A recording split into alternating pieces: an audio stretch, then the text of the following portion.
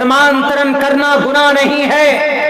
اگر میں یہودی دھرم ایکسپٹ کرنے جاؤں، اگر میں اپنی مرضی سے کرسچنٹیز کو اپنانے کی کوشش کروں گا تو مجھے کوئی مائے کا لال بھارت کے سمویدھان کے تحت، مجھے کوئی اے بی وی پی کا چیلا، مجھے کوئی بھی آر ایس ایس کا غلام، آر ایس ایس کی چاٹوکار چاپلوسی کرنے والا عبداللہ سالم کو اپنا دھرم بدلنے سے نہیں روک سکتا۔ بھارت کے سمویدھان کا آرٹیکل نمبر 25 ہمیں پرمیشن دیتا ہے، freedom of conscience and free profession and practice and propagation of the religion. ہم اپنے من سے کسی بھی دھرم کو قبول کر سکتے ہیں، ہم اپنے من سے اپنی مرضی سے کسی بھی دھرم کے تعلق عقیدہ رکھ سکتے ہیں، ہم اپنی مرضی سے کسی بھی دھرم کے مطابق اپنی عبادت کر سکتے ہیں، پوجا پرارتھنا کر سکتے ہیں، کوئی روک نہیں سکتا۔ جب عمر گوتم صاحب نے اپنے دھرم کی اچھائی کو لوگوں کے سامنے رکھا، خود جب وہ کنور ہو کر اسلام کے اندر آئے، ان کے کندھے پر آج تک کسی نے تیر اور تلوار نہیں رکھے۔ ہے تو پروف پیش کرو، نہیں کر سکتے تم، ان مجرمین کو جیل نہیں کرو گے جو بیٹیوں کی عزت لوٹتے ہیں، ان کو پھانسی کے پھندے پر نہیں لٹکاؤ گے جو قتل کرتے ہیں، مرڈر کرتے ہیں، بس جو بیچارے امن اور شانتی کا پیغام دینے والے۔ کچھ دن مولانا عبداللہ صاحب کا بھی نمبر آ جائے گا کہ جی مولانا عبداللہ آپ تو بھڑکاتے، یہ نہیں دیکھیں گے کہ مولانا بھڑکاتے نہیں ہیں، مولانا بھارت کے سمویدھان کو لوگوں کو پڑھ کر سناتے، یہ نہیں، صرف مولانا بھڑکاتے۔ ہمارے بھڑکانے سے کون بھڑک گیا جی؟ کوئی بھی نہیں، وہ تو آپ کے بھڑکانے سے بھڑکتے، جیسے تریپورہ میں بھڑکا کر 10,000 کار سیوک نے مل کر پوری بستیاں جلا دی، پوری کی پوری بستیاں۔ کہیں سے ہماری اس قوم کے اندر سے آواز اٹھی؟ نہیں اٹھی، بس خاموش بیٹھے۔ یہ تو ہم جانتے ہیں کہ پاپسٹھاستے پرپشانتیم روپم بھینکرم، ان کو ایشور کبھی بھی پنیہ نہیں دے گا، ایشور کبھی بھی ان کو معاف نہیں کرے گا۔ وہ جگت پتی اسناس دو دمن، محمد جگت کے پتی تھے، وہ دمن کرنے والے تھے، ظالموں کو کیفر کردار تک پہنچانے والے تھے، کسی بھی انسان کا ایک قطرہ خون تک نہیں بہایا تھا۔ ہم اس نبی کو مانتے ہوئے ہمارے صبر کا امتحان لیا جا رہا، اور ہم قوم ایسے ہیں کہ اس کو مصلحت سمجھ کر چپ چاپ بیٹھے ہیں۔ اجی وہ تو تریپورہ کے مسلمانوں کے ساتھ ہوا نا، گجرات کے مسلمانوں کے ساتھ ہوا نا، میرٹھ کے مسلمانوں کے ساتھ ہوا نا، تبریز انصاری کو نہیں مارا گیا، ہمارے گھر میں کچھ نہیں ہوا، ہمارے گھر میں جس دن ہوگا اس دن دیکھ لیں گے۔ میرے بھائیو، اللہ کے نبی نے کیا کہا؟ اللہ کے نبی نے کہا کہ المسلم کجسد واحد، آپ ایک جسم کے مانند ہے، جسم کے کسی حصے میں اگر کٹ لگ جائے یا کوئی دقت ہو، اگر اس ہاتھ میں تکلیف ہو تو دوسرا ہاتھ آپ کا اٹھ کر اس کو پکڑ کر پٹی کرتا ہے، اس کو اٹھاتا ہے، اس کو بٹھاتا ہے۔ یہی مثال ہونی چاہیے ایک مسلمان قوم کی۔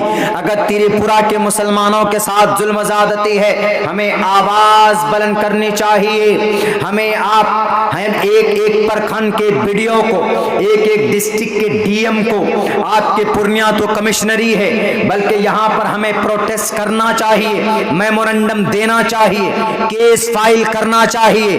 ایف آئی آر کرنے میں کیا جاتا ہے، کچھ پیسے خرچ ہوتے ہیں، کرنا چاہیے، اور میڈیا کے ذریعے سے اپنی آواز بلند کرنی چاہیے، لیکن نہیں کریں گے۔ ہمیں نماز پڑھنے کی فرصت ہے نہیں، ہمیں تو جناب گروہ بندی کرنے سے فرصت نہیں ہے۔ اجی کون کریں گے؟ سنی مسلمان کریں گے کہ یا فلاں مسلمان کریں گے، فلاں مسلمان کریں گے، ٹوپی والا مسلمان کرے گا کہ غیر ٹوپی والا مسلمان کرے گا؟ ہم تو صرف یہ دیکھتے ہیں کہ نہیں جناب، نماز میں آپ ہاتھ کہاں باندھتے ہیں، آپ نماز کے بعد دعا کرتے ہیں کہ نہیں کرتے ہیں، اس کے بعد یہ دیکھیں گے کہ تم محمد پہ درود بھیجتے ہو کہ نہیں بھیجتے ہو، اس کے بعد ہم یہ دیکھتے ہیں کہ نہیں جناب اچھا وہ آپ نماز میں عذاب اقامت میں کتنے کلمات کہتے ہیں۔ ابھی کبھی بات آ جاتی نہیں جناب طلاق تو ایسی ہے آپ کے یہاں۔ میرے بھائیوں، یہ سارے مسائل عقائد یہ اختلافی مسائل ہیں، ہماری اور آپ کی اس میں کوئی ہاتھ یا اس میں ڈیسیزن لینے کا ادھیکار نہیں۔ ہمیں اگر کوئی انتشار ہو، کسی کو ڈاؤٹ ہو کسی مسئلے میں، تو قرآن کو اٹھائے، احادیث کو اٹھائے، حضرات علماء کرام کے پاس پہنچے، آپ کو تشریفی جس میں مل جائے آپ اس پر عمل کیجیے۔ لیکن یہاں پر ہوتا ایسا ہے کہ اسٹیج کے ذریعے سے اس قوم کو الگ کر دیا جاتا ہے، تم فلاں مسلمان، تم فلاں مسلمان، تم فلاں فلاں مسلمان کرتے رہو۔ یہودی ایک پلیٹ فارم پر ہے، خدا ان کا الگ الگ ہے۔ خدا مطلب یہودی حضرت عزیر کو اللہ کا بیٹا بھی مانتے ہیں، حالانکہ ان کے یہاں خدا کے اندر شرکت ہے، لیکن وہ یونٹی بنائے ہوئے۔ بتائیں مجھے کہ یہودی کی کلیسا الگ الگ ہوتا ہے، یہودیوں کا، کرسچنٹیز کا، ان کے چرچ الگ ہوتے ہیں، ان کے کلیسا الگ ہوتے ہیں۔ کرسچنٹیز کے اندر 3 طبقہ ہے، کیتھولک، آرتھوڈاکس، سلطانیہ۔ مگر جب بات آتی ہے ان کے مذہب کی، پوری ملت کی، وہ یہ تینوں ایک ہو جاتے ہیں۔ یہودیوں کے اندر تو کوئی فرقہ ہے ہی نہیں۔ بتاؤ ذرا RSS بھارت کے اندر 1925 میں رجسٹرڈ ہوئی، 1919 میں جمعیت علماء ہند رجسٹرڈ ہوئی۔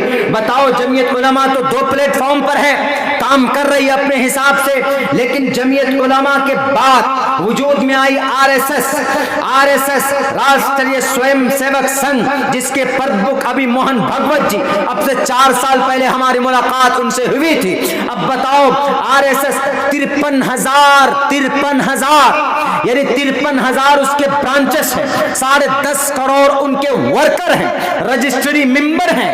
آج اس RSS کا کوئی 2 فیل ہے نہیں ہے، اس RSS کا ایک ہی پرمکھ ہوتا ہے، اس RSS کا ایک ہی لکش ہے، بھارت کی دھرتی سے کلمہ پڑھنے والوں کو مٹانا، مدرسوں کو ختم کرنا، مسجدوں کو شہید کرنا، دوبارہ سے اس ملک میں، اس زمین کے اوپر جو ہمارے پوروج تھے، ہمارے باپ دادا تھے، ان کے مطابق اس دنیا کے اندر اپنی مرضی کے مطابق منوسمرتی کو نافذ کرنا۔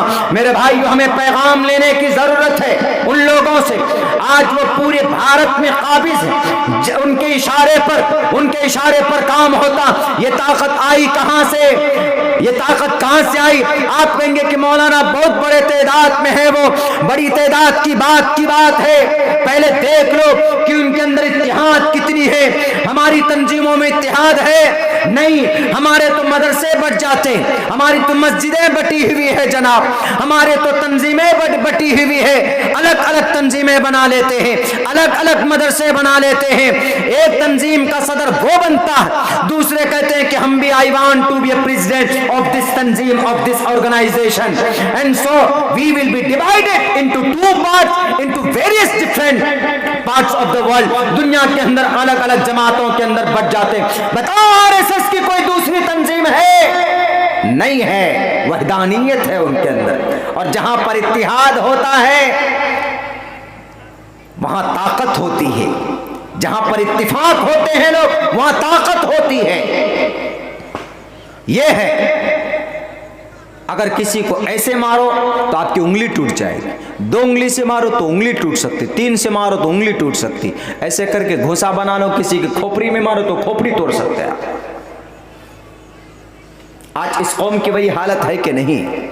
ایک دم الگ الگ نہیں۔ یہ کن کا پروٹیسٹ چل رہا؟ یہ تو سنی مسلمانوں کا پروٹیسٹ چل رہا، یہ تو فلاں مسلمانوں کا پروٹیسٹ چل رہا، یہ تو فلاں مسلمان کا مدرسہ ہے جی، یہ تو فلاں مسلمان کی مسجد ہے۔ میرے بھائیو، قرآن ایک ہے، کلمہ ایک ہے، احادیث، پروفٹ محمد آخری نبی، انا خاتم النبیین لا نبی بعد، I am the last prophet, there will be no prophet after me۔ محمد رسول اللہ کے بعد کوئی نبی نہیں اس دنیا کے اندر، نبی پاک علیہ السلام آخری۔ بالکل صاف لفظوں میں کہا گیا، یا تو یووم بھووم دیوہ سویم شاوترنے رتہ، ان کی مدد کے لیے آسمان سے دیوتا بھی اترے۔ محمد رسول اللہ کی مدد کے لیے آسمان سے فرشتے آئے کہ نہیں آئے جنگ بدر کے موقع پر؟ اور کیا پروف چاہیے، کیا ثبوت چاہیے؟ یہ سب چیزیں دیکھ کر متحد نہیں ہوں گے، الگ الگ بٹ جائیں گے۔ اگر آپ الگ الگ بٹ جاتے ہو میرے بھائیوں، ایک واقعہ میں آپ کو یاد دلاتا ہوں، یاد کیجئے۔ چنگیز خان کا نام سنا؟ چنگیز आदमियों के खोपड़ियों से वो अपना सिंहासन बनाता था। ये कुर्सी बैठने का सिंहासन जिस पे बैठते, अपना तख्त इंसानों की खोपड़ी से बनाता था। जिस दिन वो, जैसे हज्जाज बिन यूसुफ जब तक वो कत्ल नहीं करता था तो उसकी भूख नहीं मिटती थी, ऐसी चंगेज उससे भी ज़्यादा ख़तरनाक चंगेज मंगोल का था। ये मंगोल है कहाँ? ये मंगोल आपके चाइना और रशिया के उस पार में एक मंगोल मंगलविस्तान, वहाँ से आया था चंगेज। तो वो जब समरकंद को गया फतह करने के लिए तो वहाँ उसके अंदर एक चीज़ ये थी कि वो सर्वे कराता था। पहले जासूस को भेज करके जाओ भारत के अंदर देखो कि भारत में वहाँ की ताकत कैसी, वहाँ की फौजी सिस्टम कैसे, ये ताकत देखकर ताकि हम देख सकें कि हमला करने में हमको वो सिर्फ बल से नहीं छल से भी काम करता था। तो उसने जब भेजा तो देखा वहाँ पे कि अरे नामुमकिन है, सारे क़ाल अल्लाह क़ाल रसूल वाले हैं यहाँ पे, अल्लाह अकबर वाले हैं, कुल वल्लाहु अहद अल्लाहु समद, ये तौहीद है, वैदानियत से इत्तिहाद निकला। सारे के सारे मुसलमान बैक जुबान देखिए तो एक तरह का डिफरेंट नहीं है वहाँ पे। उन्होंने कहा कि हम इनके ऊपर काबिज नहीं हो सकते। तो बताएं, देखिए उसने कौन सा लॉजिक अपनाया है। उसने फौरन तहकीक करने के बाद वहाँ के जो प्रमुख थे समरकंद के, जो मुसलमान गिरोह के उस फौज के जो वहाँ पर मुखिया थे, उनको लिखवा भेजा कि तुम्हारे शहर से बाहर मैं चंगेज खान पूरी दुनिया को फतह करने की हिम्मत और सकत फतह की करने की ताकत और क्षमता रखता, आधी दुनिया को कब्जा करके तुम्हारे बॉर्डर पर पहुंचाऊं। मैं तुम्हारे इस मुल्क में अपनी हुकूमत जमाना चाहता हूं। वहां के मुसलमानों ने कहा क्या आज तक किसी माँ ने वो बच्चा नहीं जना जो समरकंद को अपने कब्जे में ले ले? तो जब ये जवाब मिला तो जवाब से ही पता चल जाता है कि ताकत कितनी है इनके अंदर। तो चंगेज ने सोचा कि मैं इनको अपनी ताकत और अपने बाजुओं के जरिए से इन पर हुकूमत नहीं कर पाऊंगा। तो मेरे मुसलमान भाइयों, उसने तोड़ने की कोशिश की। उसने कहा कि समरकंद वालों, मैं कब्जा करके रहूंगा, चाहे तुम अमन के साथ मुझे अपना ये शहर हवाले कर दो या तुम हमारी तलवार का मुकाबला करो, लेकिन मैं जंग से पहले एक ऑफर करता हूं तुमको। वो ऑफर ये है कि मैं तुम्हारे समरकंद के तमाम लोगों को, पूरे समरकंदियों को, इस शहर, इस मुल्क, इस गांव के तमाम लोगों को मैं अमान देता हूं, यानी मैं लड़ाई नहीं करूंगा। जुबान दे दी अमन की, बस मैं सुकून के साथ जाऊंगा, तुम लोग अपना सब कुछ हमारे हवाले कर दो, तुम्हारे जो खर्चे खराजात होंगे हमारे जिम्मे होंगे। ये आवाज जब पहुंची समरकंद में तो वहां पर दो जमात हो गई। एक जमात उन लोगों की थी जिन्होंने कहा ये बहुत अच्छा ऑफर है, वो जंग किए बगैर हमारे साथ आ रहा है तो हमें उसके साथ कोऑपरेट करना चाहिए ताकि हमें जंग न करना पड़े। और दूसरी जमात उन लोगों की है कि ये चोर है, ये धोखेबाज है, ये एनआरसी कराकर, ये CAA कराकर लोगों को परेशान करेंगे। तो उनको कुछ लोगों ने कहा कि नहीं, ये धोखा, ये छल करने की कोशिश कर रहा है, हम उनसे मुकाबला करेंगे, उनको अपने मुल्क में घुसने नहीं देंगे। दो जमात हो गई। दो जमात होने के बाद चंगेज खान ने तहकीक करवाया कि देखो, दो वहां के समरकंद के लोग दो गिरोह में बटे के नहीं बटे। जब तहकीक की गई कुछ दिनों के बाद तो खुद मुसलमान दो गिरोह में बट चुके थे। एक तो ये कि नहीं, अमन के साथ, चंगेज खान के साथ मुआहदा कर लिया जाए और जब अमान दे रहा है तो उनके साथ مل کر ہم اپنے اس دیش کی ترقی کو آگے بڑھائیں گے، کام کو آگے بڑھائیں گے۔ کچھ لوگ کہ نہیں، ہم تو ان سے مقابلہ کریں گے۔ جو مقابلہ کرنے والے تھے وہ میدان میں نکل گئے، چنگیز کے خلاف ان کے فوج کے سامنے میں کھڑے ہو گئے، اور جو چنگیز کے امن کے آفر کے حامی تھے وہ ان چنگیز کے ساتھ جا کر مل گئے۔ تو چنگیز نے ان لوگوں کو حمایتی کو آفر کیا کہ ہم آپ کو بادشاہت دیں گے، ہم آپ کو حکومت دیں گے، آپ قابض ہو جانا، آپ ہی رہنا یہاں پر، ہم تو چلے جائیں گے، لیکن یہ جو باغی ہیں آپ کے بھائیوں میں ان کو سبق سکھانا پڑے گا۔ تو جو حامی لوگ تھے یہ چنگیز کے ساتھ ملے، ملنے کے بعد کیا کہا کہ چنگیز خان ہم آپ کے ساتھ ہیں، کرو مقابلہ، ہماری تلوار آپ کے ساتھ، آپ کے سپورٹ میں ہے۔ چنگیز خان کے ساتھ مل کر سمرقند کے مسلمان، آدھے مسلمانوں نے چنگیز کے فوج کے ساتھ مل کر، آدھے مسلمان جو بچے تھے ان کی بغاوت میں ان مسلمانوں کو گاجر مولی کی طرح کاٹ کر تہہ کر دیا گیا، وہاں کی زمین رنگین کر دی گئی۔ جب وہ آدھے لوگ شہید ہو گئے، آدھے لوگ مار دیے گئے، تو چنگیز قابض ہوتا، تو چنگیز کیا کہتا ہے باقی بچے آدھے لوگوں کو؟ میرے بھائیوں سبق لیجئے ذرا اس واقعے سے، وہ لوگ اگر متحد ہوتے تو چنگیز خان ڈر کر واپس چلا جاتا، جیسے اس ملک بھارت کے اندر سے جلال الدین علاؤالدین خلجی نے چنگیز کے دانت کھٹے کیے تھے، بارڈر پر بھی گھسنے نہیں دیا تھا۔ سیم اسی طریقے پر سمرقند کے لوگ اگر متحد ہوتے، بخارا کے لوگ اگر متحد ہوتے تو چنگیز کے ہاتھوں سے آدھے مسلمان قتل نہ ہوتے وہاں پر، لیکن آدھے ان کے ساتھ مل گئے تو جو طاقت تھی اتحاد کی، جو طاقت تھی یونٹی کی، وہ طاقت ملیہ میٹ ہو گئی۔ آدھے مسلمان تو مار دیے گئے، دو پلیٹ فارم پر طاقت بٹتی ہے تو ان کو مٹانا آسان ہو جاتا ہے۔ بھارت کے اندر دو پلیٹ فارم نہیں، بھارت کے اندر اگر انگلیوں میں گنے آپ تو 50 سے 60 تنظیمیں گنی جا سکتی ہے ہمارے مسلمان قوم کی۔ بھارت کے اندر آپ دیکھیں تو کم سے کم 10 سے 15 مکتب فکر کے لوگ رہتے ہیں اس ملک میں، الگ الگ مکتب فکر کے لوگ، اپنی بس الگ بات، اپنی الگ پہچان، اپنی الگ شریعت بنا بنا کر کے لوگ رہتے ہیں۔ تو میرے بھائیوں سمرقند کے مسلمانوں نے غلطی کی، آدھے شہید کر دیے گئے، بعد میں جو آدھے بچے تھے انہیں بھی گاجر مولی کی طرح کاٹا گیا، ان کا قیمہ بنا دیا گیا۔ کیسے؟ کیا کہا سمرقند کے ان باقی مسلمانوں کو چنگیز نے؟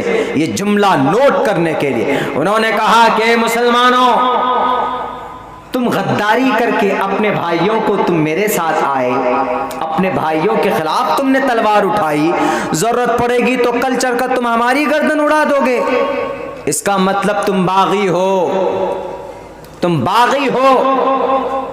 انہوں نے کہا تو ہم باغی ہیں، ہم تو آپ کی حمایت میں آئے۔ انہوں نے کہا تم ہماری حمایت میں نہیں آئے، تم نے خود سے اپنے ہاتھوں سے قبر کھود لی۔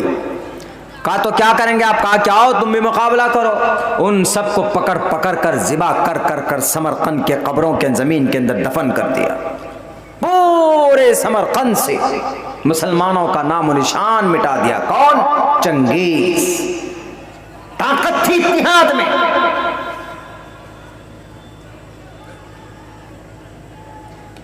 آج یہ قوم لٹ رہی ہے۔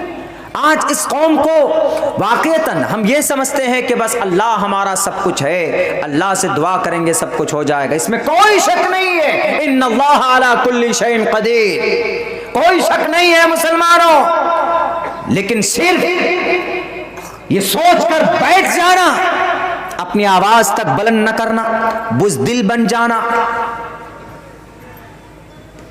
اپنے اتہاس کو نہ سمجھنا، اپنی تاریخ کو نہ سمجھنا، بس نوجوان تو بیٹھے پڑے ہیں جی۔ یاد رکھو میرے نوجوانوں، میرے ساتھیوں، جوان اس دھرتی کی آن بان شان ہے اور اس قوم کی تقدیر ہے، اس قوم کی ریڑھ کی ہڈی کی حیثیت ہمارے نوجوانوں کی ہے۔ آپ ابھی صرف گٹکا کھانے میں، آپ ابھی صرف پڑیا کھانے میں، آپ ابھی صرف رجنی گندھا چبانے میں اور تھوکنے میں آدھا ٹائم پاس کر دو گے تو قرآن کب پڑھو گے؟ اتحاد کا پیغام کب دو گے؟ کلمے کی تبلیغ کب کرو گے؟ متحد کب ہوگے؟ اللہ نے کہا واعتصموا بحبل اللہ جمیعا، اللہ کی رسی کو مضبوطی کے ساتھ پکڑو۔ کب ہم میدان میں آئیں گے؟ المسلم من سلم المسلمون من لسانہ ویدہ، اللہ کے نبی کا فرمان ہے مسلمان تو جناب وہ ہے جس کی ہاتھ پیر زبان کی تکلیف سے ایذاؤں سے دوسرے مسلمان مامون ہو، محفوظ ہو۔ لیکن یہاں جناب محفوظ تو دور کی بات، پوری کوشش کرتے ہیں۔ اگر عبداللہ ترقی کر رہا ہے، عبداللہ فور ویلر پہ کیوں چلتا ہے؟ عبداللہ کے پاس پیسے کہاں سے آتے ہیں؟ عبداللہ کو اتنی محبت کیوں ملتی ہے؟ عبداللہ کے سپورٹ میں لوگ کیوں کھڑے ہو جاتے ہیں؟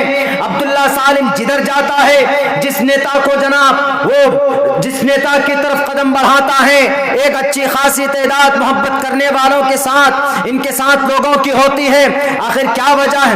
لو عبداللہ کے گاڑیوں میں شراب ڈالو، لو عبداللہ کو بدنام کرنے کے لیے فیس بک کے اوپر الگ الگ خبریں ڈالو، عبداللہ کو ڈرانے کے لیے فون کالز کرو، یہ اس میں لگے ہوئے ہیں۔ اللہ کے نبی کا فرمان ہے المسلم من سلم المسلمون من لسانہ ویدہ، a Muslim does not harm a fellow Muslim either though his hands or the tongue، اپنی زبان سے کچھ بول کر اپنے بھائی کسی بھائی کو تکلیف نہ پہنچاؤ، اپنے ہاتھ کی ایذاؤں سے اپنے کسی بھائی کو تکلیف نہ پہنچاؤ، اپنے پیر کے ذریعے سے اپنے کسی بھائی کو تکلیف نہ پہنچاؤ۔ اگر کوئی بھائی تکلیف میں ہے، اگر کوئی بھائی دقت اور پریشانی کے اندر ہے تو ان کی مدد اور معاونت ہونی چاہیے، ان کی تعاون ہونی چاہیے۔ اور اگر کوئی ٹوٹا ہوا ہے، اگر کوئی ٹوٹ رہا ہے، اس کو سنبھالیے، اس کو جوڑنے کی کوشش کیجیے۔ اگر کوئی غریب ہے سماج کے اندر تو اس کے ہاتھ پر کم سے کم حمایت کے ہاتھ رکھیے، ایک ان کی ہمت دینے کے ایک ہاتھ رکھیے، توڑنے کے ہاتھ مت رکھو۔ آج ایسا نہیں ہوتا۔ آج اگر کوئی آدمی آگے بڑھ رہا ہے، پولنگ ڈاؤن، پیر پکڑو نیچے گرا کیس ٹھوک دیتے، پریشان کرنے لگ جاتے۔ میرے بھائیوں، اللہ نے اس قوم کے اندر جو طاقت رکھی ہے وہ اتحاد کے اوپر رکھی ہے۔ جب یہ قوم متحد ہوگی تو یہ قوم آگے بڑھ پائے گی۔ ساری تنظیمیں الگ ہے کہ نہیں، آپ خود، میں نام نہیں لوں گا، آپ خود دیکھ لیجئے، ساری تنظیمیں الگ ہیں۔ کچھ تنظیمیں ہیں الحمدللہ جو ساکھ کو بچائے ہیں، وہ پرانی تنظیمیں ہیں، لیکن اگر انتشار ان میں بھی ہے تو ان میں بھی متحد ہونے کی ضرورت ہے، ایک پلیٹ فارم پر آنے کی ضرورت ہے۔ اگر نہیں آئے ایک پلیٹ فارم پر تو ایک بات یاد رکھو میرے بھائیوں، آج وہی لوگ جن کو اللہ نے ذلیل کیا تھا، ایک یہودی نے حضرت عمر سے کہا کہ اے عمر، ہمیں تم کیوں نکال رہے ہو اپنے اس خیبر سے، اپنے مدینے سے؟ اللہ کے نبی نے تو یہ کہا تھا کہ یہودیوں کو رہنے دیا جائے، ٹیکس دیں گے، یہ پیسہ دیں گے، یہ جزیہ جی ایس ٹی دیں گے، ٹیکس ادا کیا کریں گے، ہم اس کے محافظ ہوں گے۔ ہم جی ایس ٹی کیوں دیتے؟ جی ایس ٹی دیتے ہیں جیسے پہلے سرکاروں کو، بادشاہوں کو لوگ جی ایس ٹی ٹیکس دیتے تھے، سیم جی ایس ٹی بھی آج کے ڈیٹ میں تقریباً اسی نظریے کا حامل ہے، جی ایس ٹی دیتے ہیں۔ حالانکہ سمویدھان میں آلریڈی ہمارے لیے دفعات ہیں کہ ہماری حفاظت ہونی چاہیے، ہمارے گھر کی حفاظت ہونی چاہیے، مسجد مدرسوں کی حفاظت ہونی چاہیے، ہماری بیٹی کی عزت و آبرو کی رکشا ہونی چاہیے، ہماری ماں بہنوں کی کا سمان کے ساتھ ان کی عزت و آبرو کی رکشا ہونی چاہیے۔ یہ ہم ٹیکس دیتے ہیں، ایک طرح سے ہم جی ایس ٹی بھرتے ہیں، ہم بھی بھرتے ہیں۔ آپ میں سے جو بیاپاری لوگ ہوں گے جن کے پاس کوئی نہ کوئی چھوٹا موٹا بزنس ہے وہ بھی آپ بھرتے ہوں گے۔ ہم کم سے کم ہر سال کچھ 5 سے 6 لاکھ روپے کا ٹیکس بھی بھرتے ہیں، I T R income tax return بھی فائل ہوتا ہے۔ وہ ایک طرح سے گورنمنٹ کو سپورٹ ہوا تاکہ ان کو ہمارے لیے جو فیسلٹی، جو سروسز پرووائڈ کرنے ہیں ان کے لیے آسانی کی جاتی ہے؟ بالکل نہیں کی جاتی۔ میرے بھائیوں، یہودیوں نے کہا ہم آپ کو ٹیکس دیتے ہیں۔ حضرت عمر نے کہا کہ ارے اللہ کے نبی کے دشمن، اللہ کے دشمن، مجھے نبی کا وہ فرمان بھی یاد ہے کہ جب محمد رسول اللہ نے یہودیوں تمہارے طرف کہا تھا اشارہ کر کے، ایک دن وہ آئے گا جب تم کو یہاں سے بھاگنا پڑے گا، تیرے اونٹیاں دوڑ کر جا رہی ہوں گی، تیرے ٹوپی اور پگڑیاں اچھل رہے ہوں گے۔ آج وہ ذلیل ترین قوم جن کو اتنا مارا تھا کہ ان کے بادشاہ جب گھوڑے پر بیٹھ کر کشتی پر بیٹھ کر جب دریائے دجلہ اور فرات کو دریائے نیل کو جب واپس اس پہ جا رہے تھے اپنی کشتی پر چڑھ کر تو انہوں نے اپنے علاقے کی طرف نگاہ کر کے کہا تھا کہ ہم تمہارے دھرتی پر اب کبھی آپ واپس نہیں آئیں گے.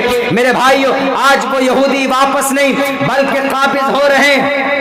ان یہودیوں کی اتنی طاقت ہو گئی جو کل تک ٹیکس دیتے تھے آج 75% دنیا کے تمام رفاہی ادارے multinational companies Hollywood Bollywood companies film industries کے ایک سے ایک وی ایف ایکس بنانے والی کمپنیاں جو ہیں اور سافٹ ویئر جو ہیں گیم بنانے والے سافٹ ویئر جس میں ہمارے بچے پڑے رہتے یہ یہودیوں کی ایجاد کرتا ہے.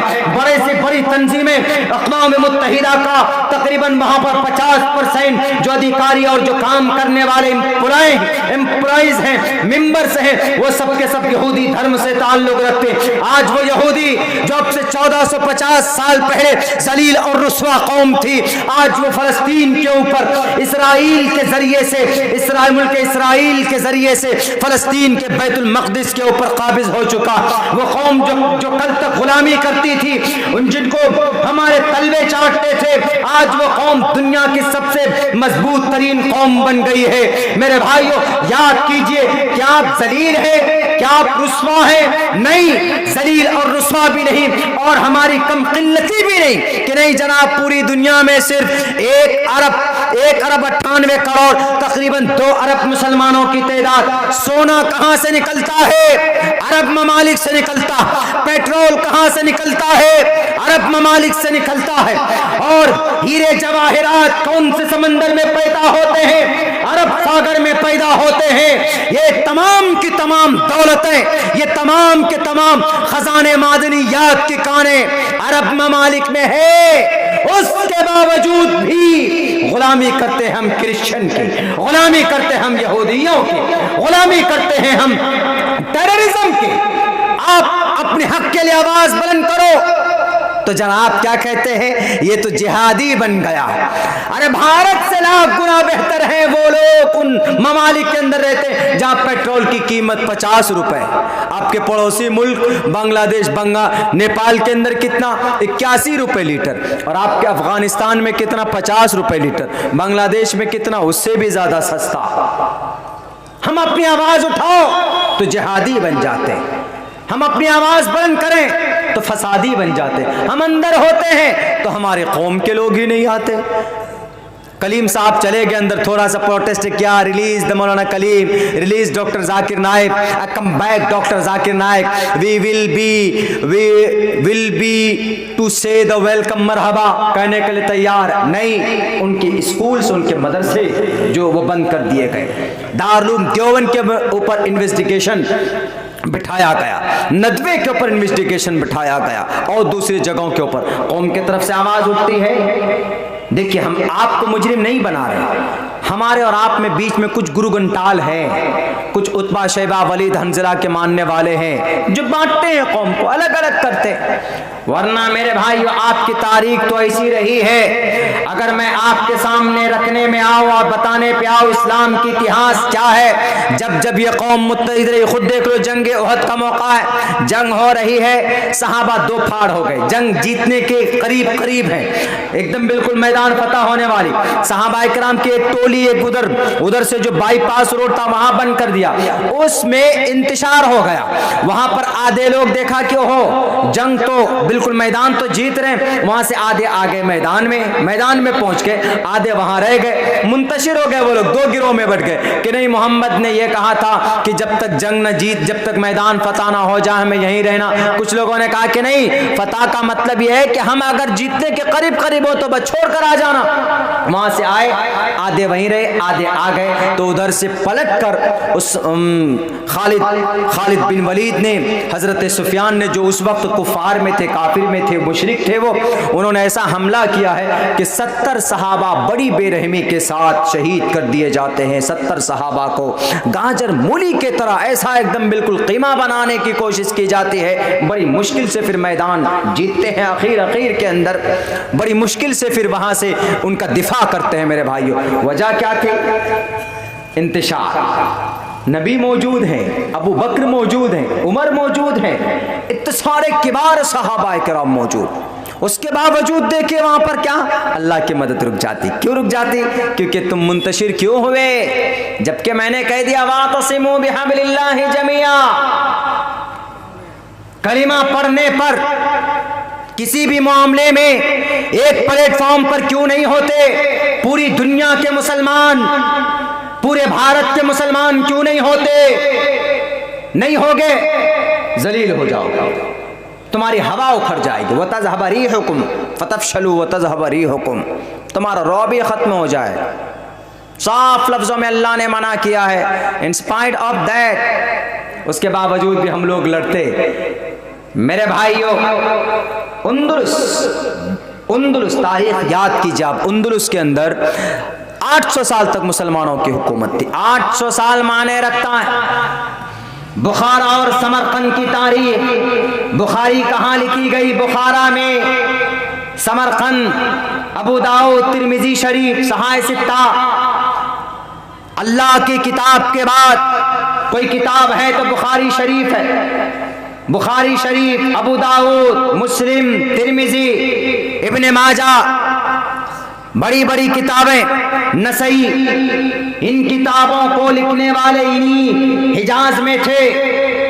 لیکن جب وہاں کے مسلمان عیش پرست ہو گئے، وہاں کے مسلمان ڈیلی مچھلی لا کر گھر پہ پکاتے، ماंس لا کر پکاتے، نماز کبھی نہیں پڑھتے، اور جب بات آتی جلسے کی تو 2 تنظیمیں ہو جاتی، جب بات آتی تھی کسی رفائی کام کی تھی 2 گروہ بن جاتے تھے۔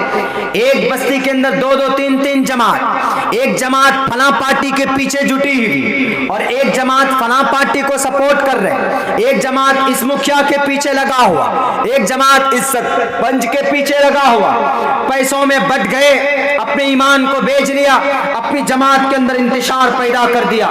میرے بھائیوں، بڑے دکھ کے ساتھ یہ بات کہنی پڑتی، 850 سال تک مسلمانوں کی حکومت تھی، زمین کے کسی حصے پر کوئی حصہ ایسا باقی نہیں تھا اندلس میں جہاں پر مسلمانوں کے سجدوں کے نشان نہ ہو، کوئی گھر ایسا نہیں تھا جہاں پر قرآن کریم کی تلاوت کی آواز جہاں پر سناتی ہو، کوئی محلہ ایسا نہیں تھا جہاں پر اس طرح کے مکتب اور مدرسے نہ ہو، کوئی ایریا ایسا نہیں تھا جہاں پر قال اللہ قال رسول کی صدا نہ بلند ہوتی ہو۔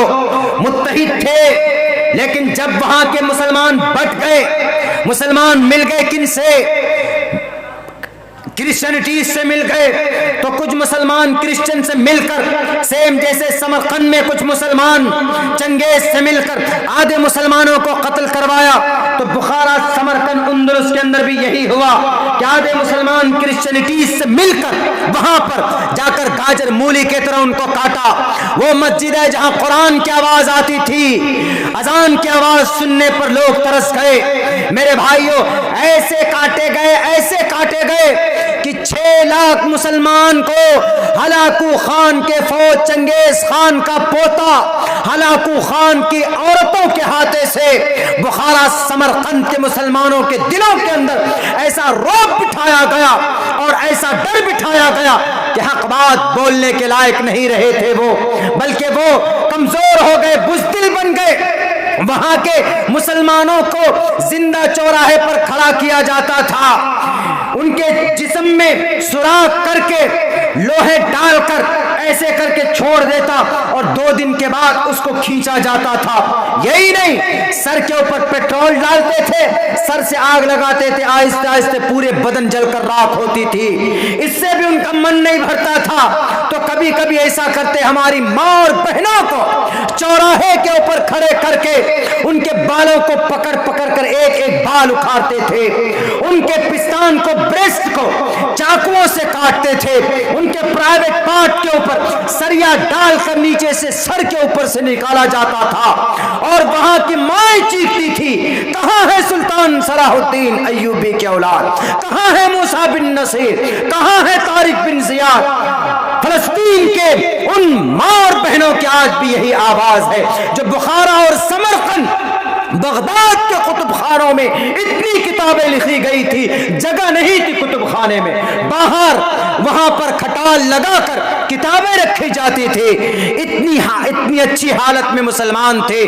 لیکن جب وہاں کے مسلمان آپس میں دستے گریباں ہوئے، ایک دوسرے پر کفر کا فتویٰ لگایا، داڑھی کے اوپر، ٹوپی کے اوپر، طلاق کے اوپر، رفع دین کے اوپر، اذان کے اوپر، نماز کے اوپر، مسجد کے اوپر، نبی پر جھگڑا، عالم الغیب ہے کہ نہیں ہے، نور و بشر پر جھگڑا، مختار کل کے اوپر جھگڑا، حاضر و ناظر کے اوپر جھگڑا، کلمے کے اوپر جھگڑا، ایک آیت میں ایسے جھگڑے، قد جاءکم من اللہ نور، قرآن میں جب خود نور کہا، اس کے اوپر جھگڑا، ان غدار، ان جن کو spiritual person of the religion کہا جاتا، وہ لوگ جو اپنے آپ کو بڑی بڑی پگڑیاں ڈال کر اور نیلے پیلے کپڑے پہن کر کرسی پر بیٹھ کر، ان لوگوں نے جو وہاں کے قوم کو بانٹا ہے، وہاں کہا کہ یہ صحیح ہے، یہ مسلمان اصلی مسلمان ہے، یہ مسلمان جنتی مسلمان ہے، یہ مسلمان تو جہنمی مسلمان، تم کون ہوتے ہو سرٹیفکیٹ دینے والا؟ جنتی اور جہنمی کا فیصلہ اللہ نے قرآن میں کر دیا ہے، وَنَهَى النَّفْسَ عَنِ الْهَوَىٰ فَإِنَّ الْجَنَّةَ هِيَ الْمَأْوَىٰ۔ جو آدمی منہیات پر، قرآن و شریعت کے بتائے منع کی ہوئی چیزوں سے رک جائے، اللہ کے فرمان کے مطابق، نبی کے سنت کے مطابق زندگی گزارے گا، فَإِنَّ الْجَنَّةَ هِيَ الْمَأْوَىٰ، وہ جنت میں جائے گا۔ تم کون ہوتے ہو جی گستاخ رسول کا فتویٰ دیکھ کر مہر لگا کر جنتی اور کافر کہنے والوں؟ ارے اللہ کے نبی علیہ السلام نے بھی کسی کافر کو کافر نہیں کہا، ہم تو پھر بھی کلمہ پڑھنے والے ہیں، ہم تو پھر بھی اس دھرتی کے اوپر یہ قوم کلمہ پڑھتی ہے، چھوڑ دو ان کی حالت پر، ان کے اختلافی مسائل جو بھی ہو، لیکن جب وہاں کے مسلمان، بغداد اور سمرقند کے مسلمانوں کی یہ حالت ہو گئی تو ہلاکو خان کے فوجوں کے ذریعے سے صفحہ ہستی سے وہاں کے مسلمانوں کو گاجر مولی کی طرح کاٹ دیا جاتا ہے۔ وہ مسلمان قوم جو آگ کے سمندر میں کود جاتی تھی، 313 تھے جو طوفانوں سے مقابلہ کرتی تھی، جو ایک صحابی تھے جب بڑے بڑے بہادر بادشاہ کے دربار میں پہنچ کر ان کی تلوار جب نکلتی تھی، ٹیڑھی میڑھی تلوار، تو ان کے ڈھال کو چیر کر ان کے پہلوانوں کے جسم کے 2 ٹکڑے کرتی تھی۔ آج وہ قوم بخارا سمرقند میں لٹ رہی، کس وجہ سے؟ وہ مدد کہاں گئی جو جنگ بدر میں نازل ہوئی تھی؟ جنگ بدر میں نازل ہوئی تھی وہ مدد اتحاد کی بنیاد پر، خلوص کی بنیاد پر، اللہ کے نبی سجدے میں ہیں، دعائیں کر رہے ہیں، یہاں تو نہ کوئی دعا کرنے والا نہ کوئی سجدے میں، ہم ایک دوسرے پر کفر کا فتویٰ لگائیں اور اللہ سے، آسمان سے ہم مدد کی امید کریں۔ اٹس امپاسبل، ید اللہ علی الجماع، اللہ کی مدد جماعت پر ہوتی ہے، مختلف تنظیموں اور گروہوں کے اوپر اللہ کی مدد نہیں ہوا کرتی۔ میرے بھائیو، یہ تاریخ ہے، یہ اتہاس اور یہ ہسٹری ہے آپ کے سامنے میں، چونکہ اتحاد ملت کے تعلق سے بات ہوئی ہے آپ کے سامنے میں، تو یہ ساری باتیں ہم نے اس لیے رکھی چونکہ آپ میں سے بھی آدھے آدمی ایک دم متحد ہو کر سوئے ہوئے، الحمدللہ، ایک کو دیکھ کر دوسرے کو مجبوری ہے، نیند آدمی کی ایک تقاضا ہے، اس کو زیادہ دیر تک نہیں کر سکتے۔ ہم بھی کبھی کبھی خود ڈرائیو کر کے گاڑی جاتے ہیں، گھر جاتے ہیں یا آتے ہیں، جاتے ہیں تو نیند آتی ہے تو گاڑی کھڑی کر کے روک کر آرام کرنا پڑتا، 10 15 20 آدھے گھنٹہ نیند لینا پڑتا، اس کے بعد جاتے، ورنہ پتہ چلا کہ گاڑی سڑک پہ چلنے کے بجائے کسی اور ٹرک کے نیچے جا کے گھس گیا۔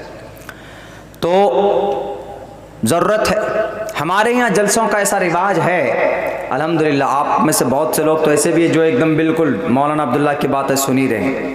اتحاد ملت کے تعلق سے پروگرام کانفرنس ہے، اس تعلق سے ہم بات کر رہے ہیں آپ کے سامنے میں، یہ تاریخ ہم نے آپ کے سامنے رکھی ہے میرے بھائیوں، میرے ساتھیوں۔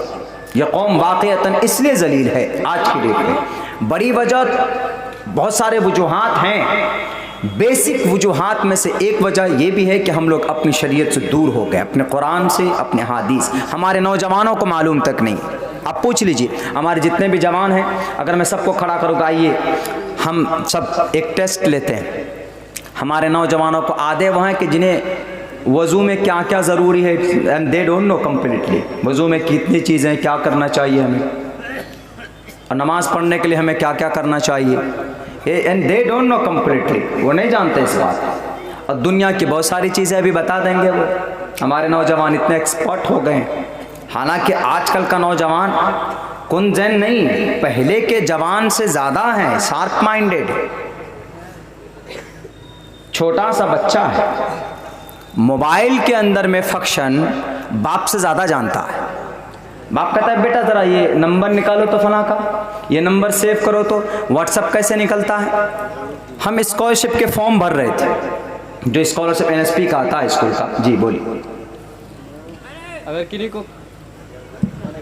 کو کھانا کھانے کی ضرورت ہے تو کھا سکتے ہیں، 30 روپیہ میں کھا سکتے ہیں آپ۔ گرم کھانا ہے، جن کو کھانے کی ضرورت ہے وہ جا کے کھا سکتے ہیں، ٹکٹ 30 روپیہ کر دیا گیا۔ چلیے بھائی، کھانا بہت سارا ہے، دوبارہ گرم کیا گیا ہے، کھائیے۔ اچھا کھانا ہم بھی کھائے ہیں الحمدللہ۔ نہیں مطلب کھانا کوانٹٹی سے زیادہ ہے تو کچھ کھانے بچ جاتے ہیں، مطلب وہ کھا کر نہیں بچے ہیں، اسپیشلی بچے ہوئے ہیں تو کھا سکتے ہیں اچھا کھانا۔ تو میرے بھائیو میرے ساتھیو، بات یہ ہو رہی تھی، چونکہ اس وقت میں بہت دیر تک لمبی چوڑی تقریر کرنا اور سننا بھی بہت مشکل ہوتا۔ اپنے ایریا میں تو فجر تک کی بات ہوتی ہے، کچھ علاقوں کے اندر تو 11 ساڑھے 11 بجے تک جلسہ ختم۔ اڑیسہ چلے جائیں آپ، ابھی گجرات کا دورہ، وہاں چلے جائیں، اتر پردیش کی طرف چلے جائیں، کئی جگہوں کے اوپر 12 بجے تک جلسہ ختم۔ ہم کو یہ اچھا لگا، 12 بجے تک آدمی تازہ ہوتا ہے، سننے والا بھی تازہ، سنانے والا بھی تازہ، ورنہ 12 بجے کے بعد آدمی کا 12 بج جاتا ہے۔ 12 بجے کے بعد آدمی کو نیند آنے لگتی، اونگ آنے لگتی۔ کبھی کبھی ایسا ہوتا مقرر بھی کیا بول رہے ہیں، کیا کچھ بول رہے ہیں، کون سا مضمون کدھر جا رہا ان کو بھی پتہ نہیں ہوتا۔ جب مقرر صاحب کو معلوم نہیں ہے، ایک دم گہری نیند سے اٹھا کر کے لا کے بٹھا دیں گے تو اس کے بعد دیکھیں گے کہ باپ رے۔ لیکن پھر بھی اللہ کی مدد سے وہ بول پڑتے ہیں۔ یہاں بیٹھنے کے بعد میں ہم لوگ کچھ نہیں بول پاتے اللہ کے فضل کے بغیر۔ تو میرے بھائیوں میرے ساتھیوں، یہ بہت حساس موضوع ایک عنوان، ہم لوگوں کو بھی یہ سا نظام بنانا چاہیے۔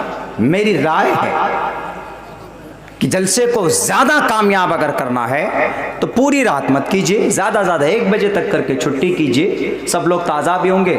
اور آج وہ زمانہ گیا، لوگ بولتے ہیں کہ نہیں مولانا، لوگ آتے تھے بستر بوری لے کر کے۔ ہمارے علاقے میں جائیے 3 دن کا ہوتا ہے، کہیں کہیں 4 دن کا ہوتا ہے۔ ہمارے یہ ارریا سے کشن گنج کی طرف چلے جائیے، 4 دن کا جلسہ ہوتا، اور عصر بعد شروع ہو کر فجر تک۔ اور لوگ کمبل ٹفن لے کر آتے، کمبل بچھا دے، ٹفن دے دے، ایسا لگتا ہے جیسے 4 دن کا یہ اعتکاف کی نیت سے آ گئے پورے۔ اور وہیں پر جلسہ سنتے ہیں، جاتے ہیں، ایک شوق ہے۔ تو خیر اب تو وہ زمانہ رہا نہیں بھائی، اب چونکہ فاسٹ فارورڈ زمانہ ہو گیا ہے۔ جب یہ کرکٹ میچ میں بھی مختصر ہو گیا، 50 اوور سے 20 اوور والا میچ ہو گیا، اب کچھ دن سے 20 سے 10 میں ہو جائے گا، ہر چیز فاسٹ۔ کوئی ویڈیو بھی ہمارے میڈیا والے ڈالتے ہیں، 1 گھنٹے کا ڈالیے کوئی نہ دیکھے، 10 سے 15 منٹ کا کلپ، شارٹ کلپ کر کے ڈالیے، 2 منٹ کا 3 منٹ کا ڈالیے تو جلدی اچھا سن لیتے ہیں، کیا بول رہے ہیں حضرت دیکھیے، کیا بول رہے ہیں مولانا دیکھیے، ڈال دیتے ہیں۔ قرآن سے حدیث سے اتنی محبت تو ہے نہیں۔ سلمان خان اگر آدھا گھنٹہ بھی ڈانس کرے تو بہت ہنس ہنس کے دیکھیں گے، کدھر ٹائم نکل جاتا پتہ بھی نہیں چلے گا۔ مولانا عبداللہ سالم صاحب اور مقرر صاحب لوگ تقریر کریں گے تو ان کی تقریر ہمارے نوجوان سنتے ہیں، ادھر سے سنتے ادھر سے نکال دیتے۔ عمل کی نیت سے سنیں، عمل کی نیت سے سنیں گے تو اللہ تبارک و تعالی آپ کو، آپ کا بیٹھنا، آپ کا سننا، آپ کا پورا ٹائم کا جو ٹائم خرچ ہوا ہے وہ آپ کے لیے باعث اجر ہوگا۔ تو میرے بھائیوں وقت چونکہ بہت ہو چکا ہے، میری بھی ہمت کام نہیں کر رہی کہ میں یہاں سے اور زیادہ آگے بات کروں۔ جو موٹی اور ضروری باتیں تھیں وہ ہم نے آپ کے سامنے رکھی کہ اس قوم میں 2 چیز کی سخت ضرورت، بلکہ 3 چیز کی۔ سب سے پہلی چیز اپنی شریعت سے لگاؤ، محبت. مطلب محبت صرف نہیں کہ ہمیں قرآن سے محبت ہے، محبت ہے لیکن پڑھنا ہی نہیں جانتے. ہمارے جوان ساتھیوں کو پوچھو کہ قرآن تلاوت کرنا جانتے؟ بہت سارے ساتھی نہیں جانتے. میرے خیال سے میں لکھ کر دینے کے لیے تیار ہوں، 65% نوجوان and they don't recite the Holy Quran and they are not able to recite the Holy Quran. I am challenging you young brother، ہم آپ کو یہ چیلنج کرتے ہیں. نہیں جانتے ہمارے 65% نوجوان they are not able to recite the Holy Quran. وہ نہیں پڑھ سکتے قرآن، جانتے ہی نہیں. تھوڑے بڑے ہوئے بڑا موبائل لیا، بھوجپوری گانا سن رہے، ڈانس کر رہے ہیں. یہ زندگی نہیں ہے. آپ ماڈرن رہیے، آپ بال بھی اپنے ماڈرن کاٹیے، کوئی بات نہیں. داڑھی میں بھی آپ کو کٹنگ شٹنگ نکالنا ہے گناہ، لیکن جوانی ہے. مگر آپ پابند صلاۃ رہیے. موبائل کے اندر جو فحاشی ہے اور ریانیت ہے ان سے بچنے کی کوشش کیجیے. فیس بک اچھے کام کے لیے بھی استعمال کیا جاتا ہے، واٹس ایپ اچھے کام کے لیے بھی استعمال کیا جاتا ہے، کیجیے، منع نہیں ہے. لیکن پوری اوریانیت میں پوری 10 15 بھوجپوری فلم، ہالی ووڈ کی فلم، بالی ووڈ کی فلم، ٹالی ووڈ کی فلم، لالی ووڈ کی فلم، سب کچھ ڈالے ہوئے ہیں. قرآن کریم کی ایک سورت تک آپ کے موبائل کے ذریعے سے آپ نہیں سنا سکتے. کیجئے آپ سب کچھ، لیکن بچ کر اپنی زندگی کے اندر کی شریعت کا کیا فرمان ہے کیا نہیں. بہت آسان ہے، بہت آسان ہے نوجوانوں، بہت آسان. شریعت پر چلنا، کچھ نہیں کرنا، 24 گھنٹے کی ترتیب بنا لو. ہم کو کیا کرنا یہ ڈیسائیڈ کر لو کہ مجھے 5 وقت کی نماز پڑھنا ہے.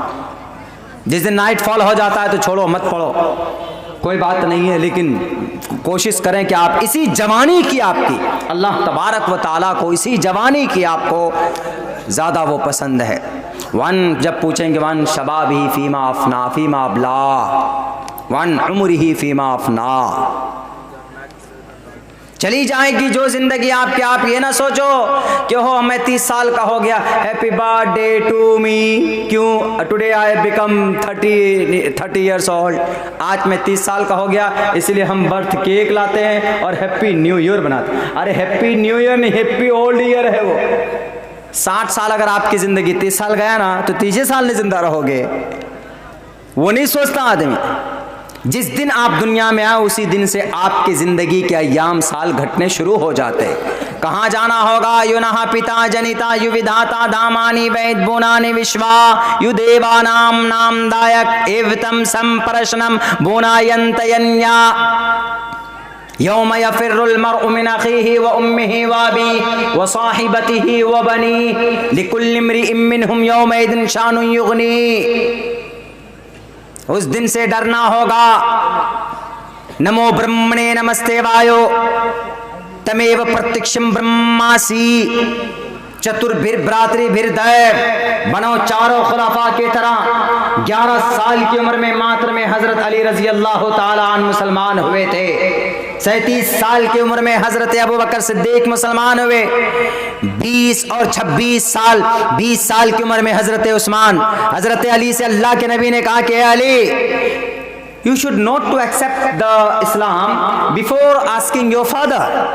تم اپنے باپ سے پہلے. انگریزی نہیں بولتے تھے لیکن چونکہ میں نے انگریزی میں ٹرانسلیشن پڑھا ہے اسی لیے تو حضرت علی کو کہا کہ تم پہلے ایک مرتبہ اپنے ابا سے پوچھ لو ورنہ تمہارا ابا ہمارا بھی کھانا پینا بند کر دے گے. پہلے جاؤ ابا سے پوچھو. انہوں نے جواب دیکھے کتنا پیارا ہے. 11 سال کی عمر میں مائنڈ دیکھے کیا کہا انہوں نے. اے اللہ کے نبی when Allah subhanahu wa ta'ala decided to create myself, Allah subhanahu wa ta'ala asked my father. جب اللہ نے مجھے پیدا کرنے کا ارادہ کیا اس دھرتی پہ بھیجنے کا تو اللہ asked my father. اللہ نے میرے باپ سے مشورہ کیا, پوچھا تھا کیا؟ جب اس اللہ نے میرے ابا سے نہیں پوچھا تو وہ اللہ جب اپنے نبی کو, اپنے قرآن کو, اپنے حدیث کو بھیجنا چاہتا ہے ایکسپٹ کرنے کے لیے تو میں پھر کیوں پوچھوں میں میرے ابا سے. کتنا اچھا جواب ہے دیکھیں. 11 سال کی عمر میں, یہاں 11 سال میں ناک سے ریت نکلتے ہمارے نوجوانوں. 11 سال کی عمر میں کچھ پتا نہیں, جا کے مچھلی پکڑتے, دوسرے کے گھر کے آم توڑتے 11 سال کی عمر میں.